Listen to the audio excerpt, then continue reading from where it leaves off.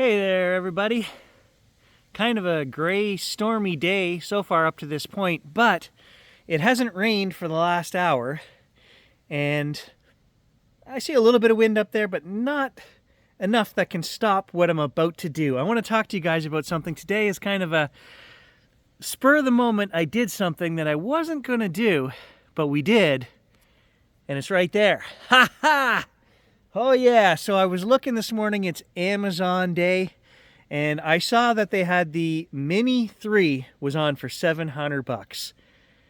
And then I thought, well, I've already got the Mavic Air 1, and I have a lot of issues with it in terms of just little things like the batteries. They're never charged. Every time I go to use it, they have intelligent batteries, which you charge them up, and within 2 weeks, they deplete down to half to save the battery. So every time you go to grab the drone and use it, they're never charged.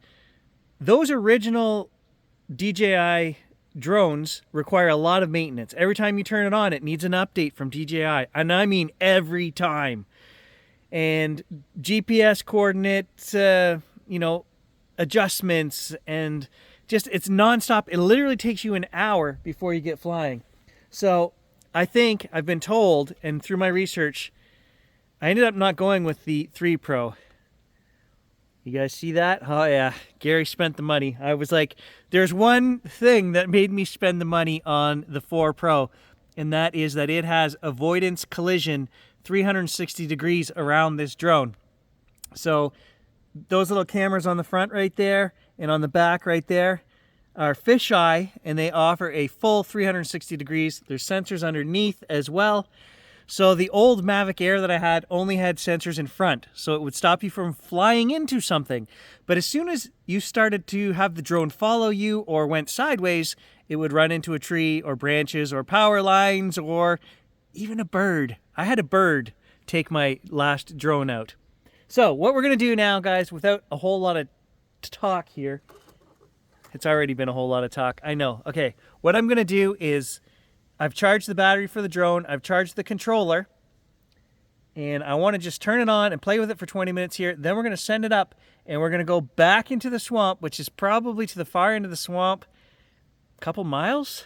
But apparently we can do like 20 kilometers worth of connectivity between those two with that new controller. And it has a screen on it. Okay, so that's another one of the problems that I had with the old system. You're basically just charging this and charging the drone.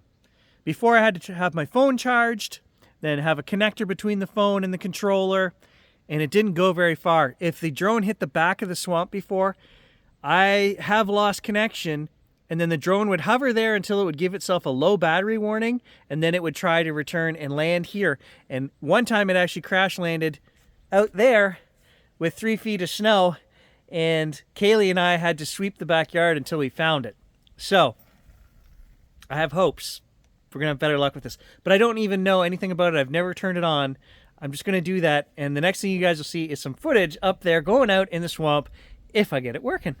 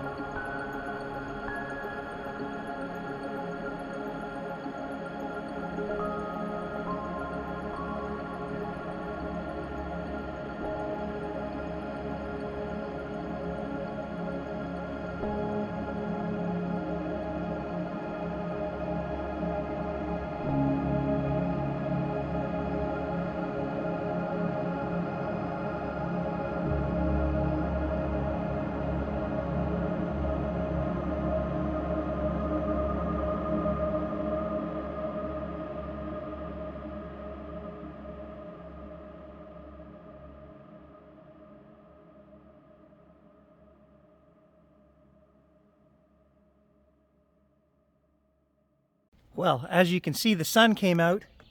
It's about the only thing sunny, because my disposition right now is, my God! So, it's, I had to remember my account, which I haven't logged into forever, and then I had to go through all the settings and start setting it up. Hopefully this is a one-time thing. It's doing a firmware update right now. That's the other problem with the Mavic Air 1 that I had. Firmware updates, like I say, every time you turn it on. So hopefully this is a one and done kind of thing, I'm hoping. And I don't have any ND filters for this yet. I did order a set. They'll be here tomorrow. So, and now it's sunny. We'll deal with that when we get the drone up in the air.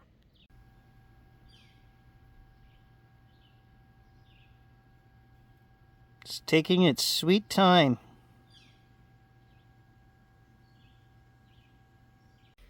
Well, maybe it's me, guys. Maybe I just don't have any patience. I don't know. I was expecting this to be a much more seamless, convenient user experience this time around. I mean, this is what, 6 years since I bought the first drone? And no, after it finished the update, it tells me that this is disconnecting and shutting off again. It's been sitting too long, and wait for the aircraft to cool down was the warning that I got. And I mean, it's overheating from just sitting here. It's not even sunny. It's gray. I don't know. It would not let me take off. So I'm going to bring it into the air-conditioned house, let it cool down. I'm frustrated. I'm not going to lie. I am frustrated right now. Did I mention I have no patience for this? Still feels very warm.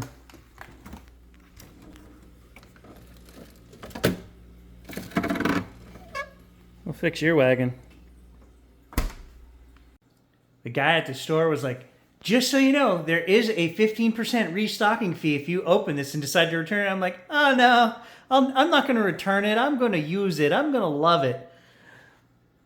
I don't know. Oh, the inaugural run, there were things that I was not happy about, but I think we've got all of the updating stuff out of the way. I don't know why it was giving me that cooldown warning, but we took care of that. This thing, I'm a little surprised that as soon as I got out past 860 meters, it would start, the signal was coming in showing yellow on the screen, then red, and I actually lost contact with the aircraft for a couple of seconds. I couldn't even get out to the end of the swamp, which even with my old controller, this thing is supposed to have like 10 times the range. But I mean, look at the trees, right? This is Canada. So we've got all these huge trees which block signal. And I did have range extenders on my other controller, so maybe I can get something like that. So I was a little surprised it didn't go out as far as I thought it would. And I mean, I know what happens because I've seen it happen with the other one. If you lose contact, it will hover in one spot until it gets the low battery, or if you can manage to get it to return home. Sometimes if you keep pushing the home button, it will get just enough of a signal through that it'll send it back. Otherwise, when it hits the low battery warning, it will automatically go into return to home mode and the drone tries to come back. And then what happens is if it doesn't have enough power, it will land just short of where you think it's going to land. That happened before. So there are safety features. The footage on this screen looked really good, guys. It's HDR 4K 60 footage, which is a huge upgrade from the old one. And considering I don't have any filters or anything on there today, it looked great on this screen. The screen itself is very reflective, so I had to keep trying to like hunch over and hide it, you know, in the shadow of my body to try to see. But everything else was very intuitive, the same as the old controller. I had no problems figuring out stuff. I don't like the GoPro software. It was warning me that there were no-fly zones near here. Pfft, come on. I'm in the middle of nowhere. Yes, there's an airport across town, but I mean, I don't know. That's why I like the Lecce app, because you can just turn it on and go and not, you know, don't worry about all this other crap. just go. Go where you're not supposed to go. I'm just looking at the footage on the computer, and I will say that the zoomed in stuff, man, it's not very good. Maybe if you zoomed in just a little bit, 1.4 times or something, it would be okay. I did, in fact, find the second stone box over there, a mile or whatever it is.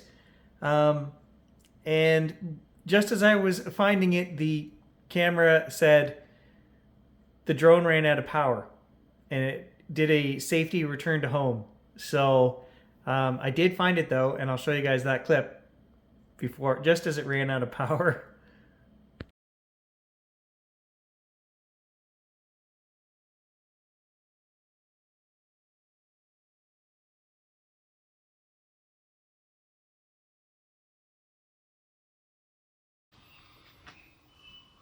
Oh. Hey there, guys. As you can tell, cloudy, rainy day, but you're in luck. Baseball just got canceled, and I thought, well, let's go for a walk back in the swamp. Been a lot of activity lately. I can hear the ravens back here in the swamp, and that usually means one thing. We're gonna hear some knocks, we're gonna hear some hooting and hollering, something. Never fails.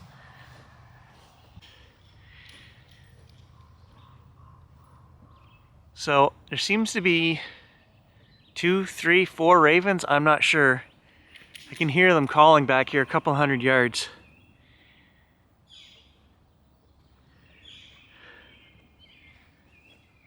Let's go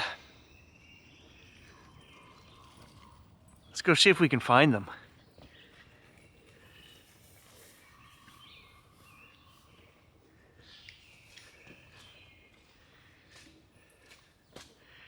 You guys are on the gimbal today.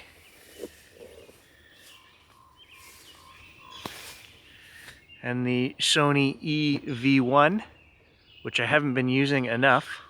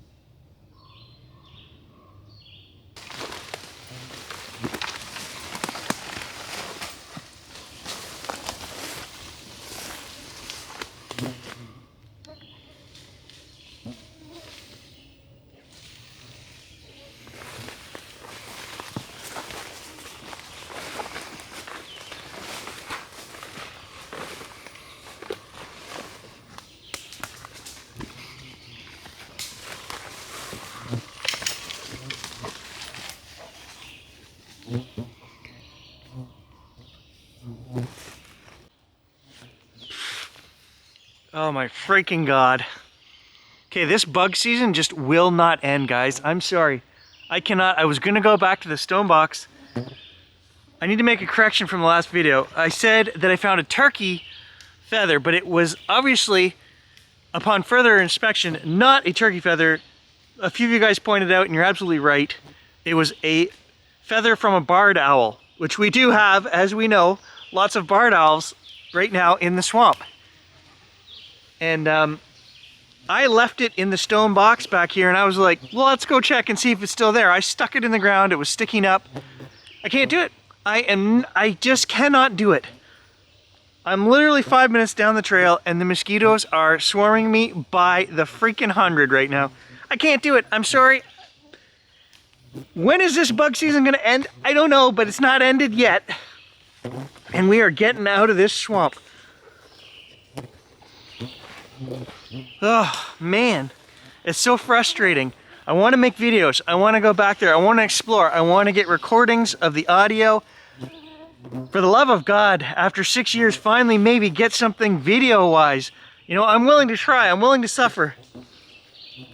This is beyond suffering. Yeah, I don't care how bad I want to make that video. I can't make that video. No. Oh. Well, is the feather still there? I don't know. We'll have to find out in the next video.